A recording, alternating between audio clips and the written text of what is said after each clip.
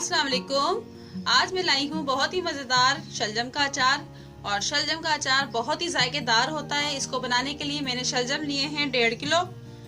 इसको देखें, इस तरह काटना है गोल शेप में, इतना मोटा हो ना बारीक हो।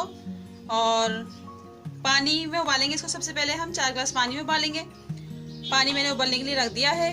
लहसुन लिया है मैंने 1 टेबल स्पून, अदरक लिया है मैंने 1 टेबल स्पून। ये दोनों कुटे हुए होने चाहिए, पिसे हुए ना हो। और ये मैंने गुड़ ले लिया है थोड़ा सा, इसको मैं अभी कूट लूंगी। और मैंने 3 टेबल स्पून मैंने लिए है राई दाना। और 1 टेबल स्पून भर के मैंने नमक लिया है। नमक आप अपने टेस्ट के हिसाब से रखें। और 2 टेबल स्पून मैंने कुटी सुर्ख मिर्च लिए हैं। तो सबसे पहले मैं शलजम बॉयल करती हूँ। शलजम मैंने डाल दी है पानी के अंदर। इसको सिर्फ हमने 1-2 उबाला देने हैं शलजम को, इससे ज्यादा नहीं देने, हमने गलाना बिल्कुल नहीं है।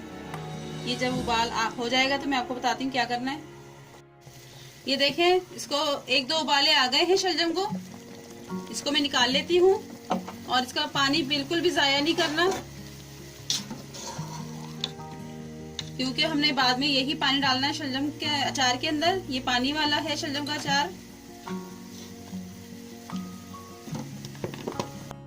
शलजम हमने निकाल लिए थे। और अब ये मैं अब सारे मसाले मिक्स करूंगी इसके अंदर, और अदरक और लहसुन भी डाल दूंगी। ये जो मैंने आपको बताया राई दाना, ये दरदरा सा कूटना, यानी कि इसको पिसा हुआ नहीं लेना आपने।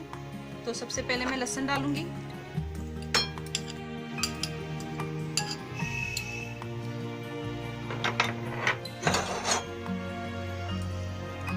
अदरक भी डाल देंगे।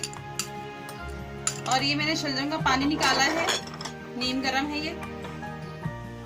मसाले भी सब इसके अंदर मिक्स कर देंगे।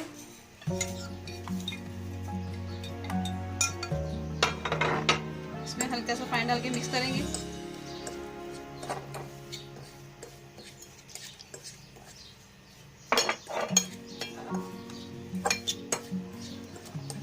मसाले मैंने मिक्स कर लिए हैं। और ये गुड़ मैंने बचा लिया है, ये मैं आखिर में डालूंगी। और ये एक बरनी लेनी है, खुश्क बरनी हो, गीली ना हो। और ये शलजम का एक पीस उठाएंगे, ठंडा किया हुआ है, ये गरम नहीं है, ठंडा करके डालना है आपने भी। इसके अंदर ऐसे मसाला लगा के तो ये अंदर रखते जाना है। सारे इसी तरह हम रख देंगे।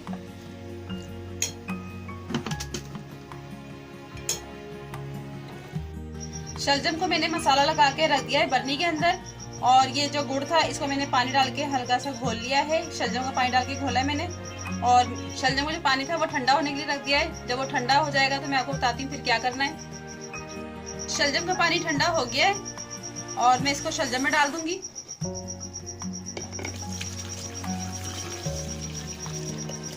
वैसे तो अगले दिन डालते हैं, लेकिन मैंने आपको दिखाने के लिए डाला है इसमें।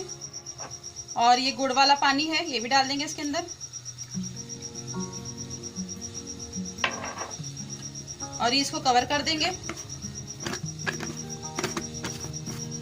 इसे हमने 1 हफ्ते बाद यूज करना है। इसको हिलाते रहना 1 हफ्ते तक, लेकिन हमने जब खाना है तो 1 हफ्ते बाद खाना है।